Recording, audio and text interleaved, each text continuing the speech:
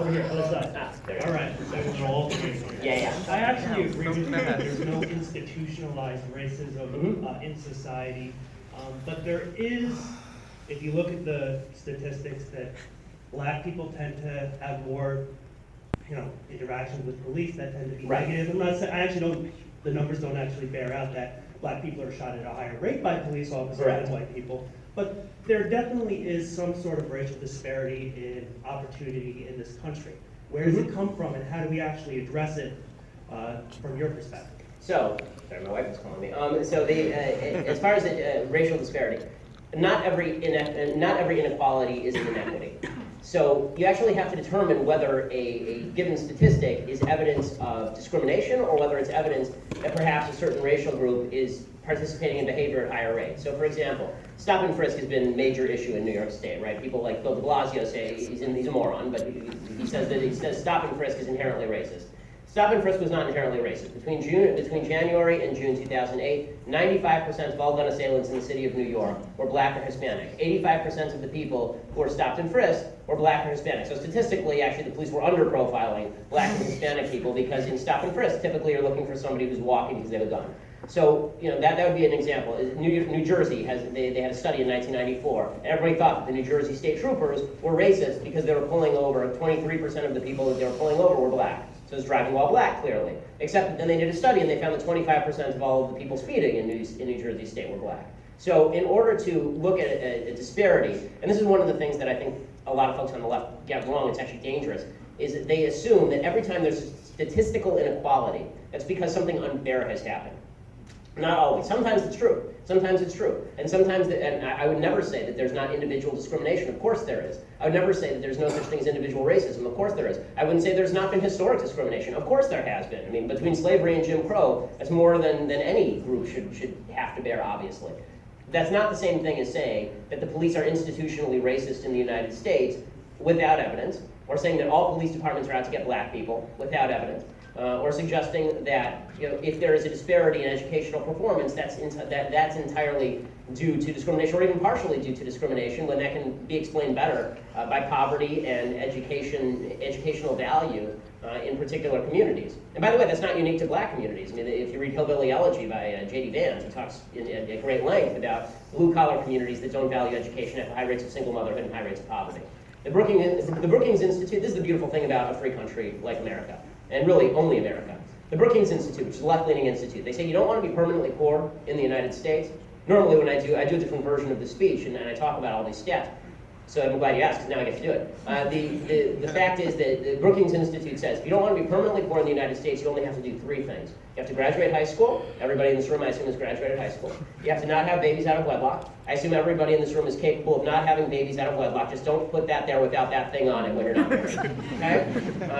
And finally, get a job and hold it. And any job, not a banker at Goldman Sachs, any job, and you will not be permanently poor in the United States. In fact, the statistics show that if you are in the bottom 20% of income earners in the United States, 95% of the people in the bottom 20% of income earners will be outside the bottom 20% of income earners within 15 years, according to IRS statistics. So, the idea that racism is what's keeping certain communities down, and that's the differentiating factor, that ignores a lot of other factors that better explain the inequality.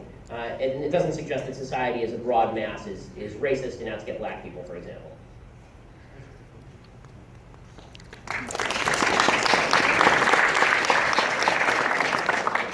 Hi. First I want to say thank you for coming here tonight. Thank you for coming. Earlier tonight you said that Asians are the most prosperous ethnicity in America. By what metric are they most By income. Really? Yeah. What's the best source? Well, I mean, that was true as of the census tract from 2010. Yeah, according to what source do they have the highest income? Census.gov. Thank you. And also, you said earlier that there's a poll that shows that black people think black people are racist. Rasmussen poll 2013. Thank you.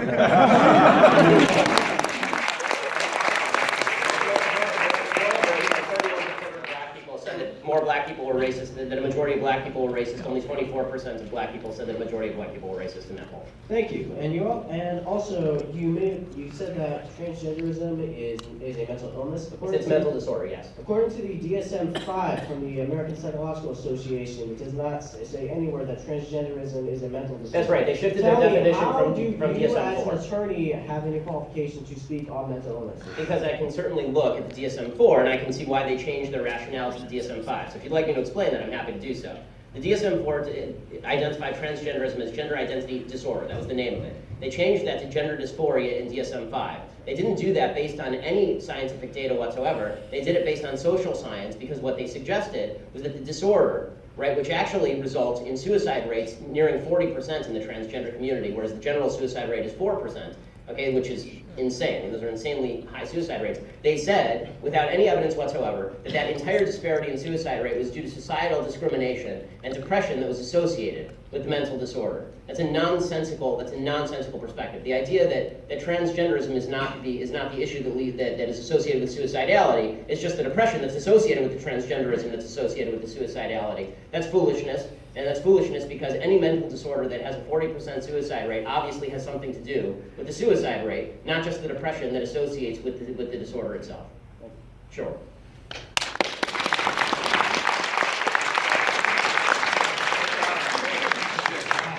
Earlier on you said that the big argument between the liberals and conservatives is that the idea of flawed humans and flawed society. And you said there is no middle ground. I'm asking, why is there no middle ground? Why can't flawed humans be living in a flawed society? No, I think that's not a middle ground. I'm saying about the left view of human nature is that human beings can only be good, or can only be expected to be good in a utopian society, right? Otherwise, all sins that you commit can be blamed on the society. That's something with which the right simply can't agree. Because we expect that even in a flawed society, you're supposed to be decent to each other, because every society is flawed. There will be no utopia. It's not coming. If you thought America's about as good as it gets in world history, and it's pretty good. I mean, it is. It's the best. It's the worst except for all of the others, as Churchill said about democracy. So, I think that when it comes to whether society is flawed or not, I think actually left and right agree that society is flawed. Of course, society is flawed, but the question really is more about human nature. Are human beings always going to be flawed and therefore responsible for their own issues? Or can we blame society for all of those problems because we don't live in utopia? Sure.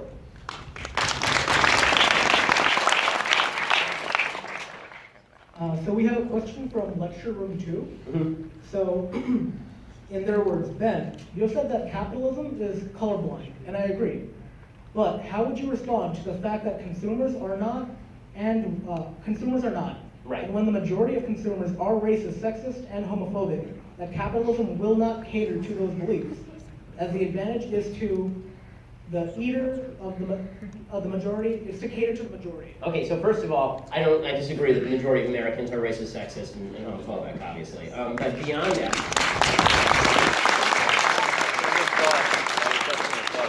that, if you actually believe that consumers are racist, sexist, and homophobic, that's still, you have to now suggest that they are so racist, so sexist, and so homophobic that they want to spend extra money on being racist, sexist, and homophobic. I mean, that's actually what you're suggesting. You're suggesting that I would rather spend extra money not to go to the black guy's restaurant just because I'm a racist, right? It's actually, now you're putting a monetary value on racism and bigotry, right? That's what you have to argue in order to argue that the free market fails.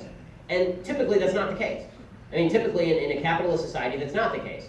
The fact is that the reason that Jim Crow laws existed, Jim Crow wasn't just a bunch of people who voluntarily got together and said, we're not eating at the black guy's restaurant. It was actually ingrained in law. You were prosecuted if you had a desegregated restaurant in Alabama. You had to have a barrier that was a certain number of feet high that separated black patrons from white patrons. Why did the government have to regulate that? Because if the government hadn't regulated that, people would have just said, I want the extra money, I'm taking down the barrier.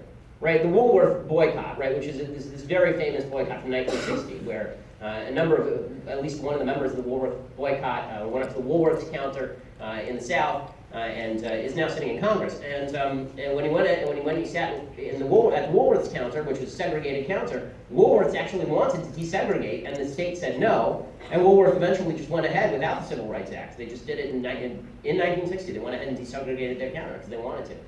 The fact is that the reason capitalism is colorblind is not because people are colorblind. If people were colorblind, if everybody was good, then it wouldn't matter whether capitalism was colorblind or communism was colorblind or any economic system was colorblind. What capitalism does is it says put your own economic self-interest ahead of your biases, and for the vast majority of human beings, that's exactly what happens. Very few of us look at the products we buy and we say, God, I really hate the manager at this business. Right? The vast majority of products that we buy, we go to the store, we see what's cheapest, and we buy it. Or we hear from a friend that the product is good, and we buy it. And if we don't, by the way, then we're wasting our money, and we're really stupid with our money, and we end up paying for that. And the same thing is true of businesses that discriminate. And a lot of people think that the government has a place in barring discrimination in businesses. I don't think that. I think that businesses that discriminate should be allowed to do so and go out of business. I think they should go out of business because people don't want to go there because they have higher costs, they need to have fewer customers, and eventually they're run out of town. And that's essentially what happens to discriminatory businesses in a free and open market. So that when I say capitalism is colorblind, it's not because human beings are colorblind, it's because human beings are greedy.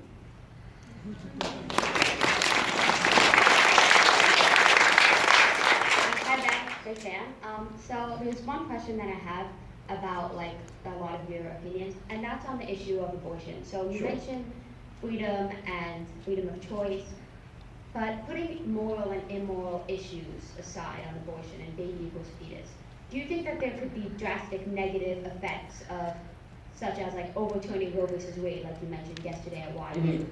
So, again, you can't separate the factual take on abortion from the negative effects of overturning Roe v. Wade. So, to spell out my position on abortion, I am utterly pro-life. The reason I'm utterly pro-life is because this is an absolutely dichotomous issue logically. Either it's a human being or a potential human being, or it's not. If it's nothing, if it's just another kidney, you can do whatever you want with it. Whenever women say, get out of my womb, I'm not interested in your womb, I'm not interested in your esophagus, I'm not interested in any part of you, you're not my wife, I don't care about any of those things. The only thing that I care about is the baby that exists inside your womb that you have no right to kill. Right? That's my perspective as a pro-life person. If you believe that it's nothing, you can abort it all the way up to birth, right? You can do anything you want with it. You can play ping pong with it. It doesn't matter.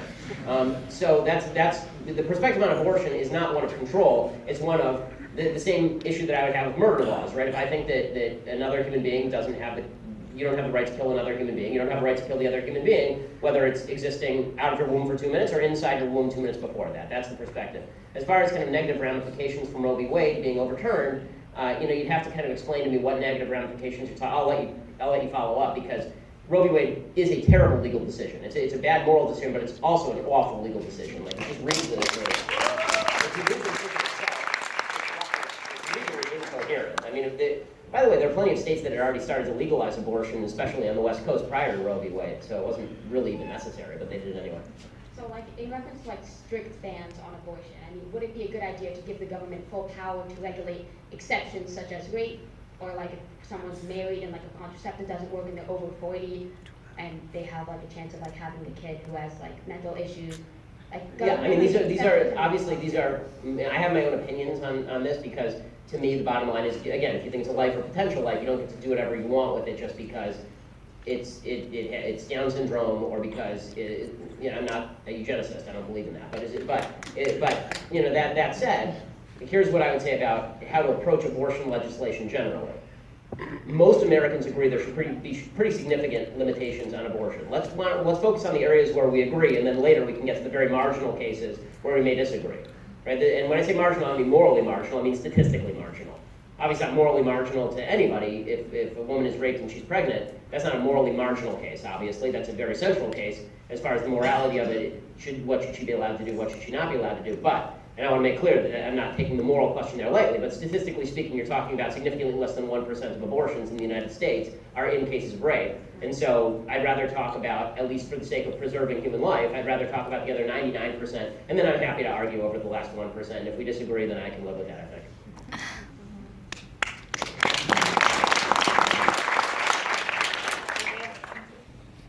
Hey Ben, contrary to what somebody mentioned last night at YU, first of all, I think you embody a beautiful Jewish person. Beautiful. Kiddush Hashem, I don't know how to explain that really. Sanctification of God's name for people who don't.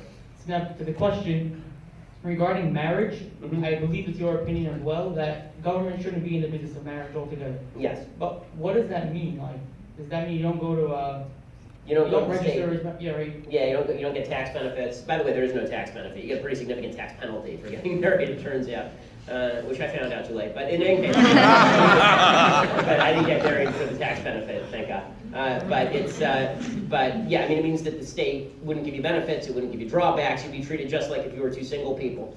As far as your marriage. Now, when it comes to childbearing, that's a different story, because now you're talking about minors, and the state does have an interest in preserving the safety of minors and the upbringing of minors against child endangerment, for example. My view, the reason I'm libertarian on marriage is not because, by the way, I'm in favor of gay marriage as a societal institution. I'm not. I really don't care about it very much, simply because I don't really care if two people have sex with each other. It doesn't make any difference to me. But as far as the reason why I think the government should not try to incentivize traditional marriage, number one, they failed at it. Number two, once gay marriage is enshrined along heterosexual marriage, as it has been, then what you end up with is the state trying to cram down on religious institutions their perspective on what marriage ought to be. So if you're teaching marriage in a religious school, and you say, okay, I don't want to teach about same-sex marriage and teach that it's morally equivalent to traditional marriage, then the state